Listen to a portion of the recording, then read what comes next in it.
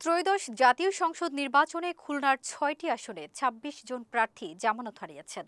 বৈধ ভোটের ৮ ভাগের ১ ভাগের কম ভোট পাওয়ায় তারা এই জামানত হারান।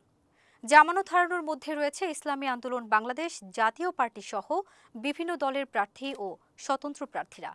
আঞ্চলিক নির্বাচন কর্মকর্তার কার্যালয় সূত্রে জানা যায়, এবারের নির্বাচনে খুলনার ৬টি আসনে মোট ৩৮ জন প্রার্থী প্রতিদ্বন্দ্বিতা করেছেন। এর মধ্যে বিভিন্ন রাজনৈতিক দল ও স্বতন্ত্র প্রার্থী মিলিয়ে ২৬ জন প্রয়োজনীয় ভোটের কোটা পূরণ করতে পারেননি।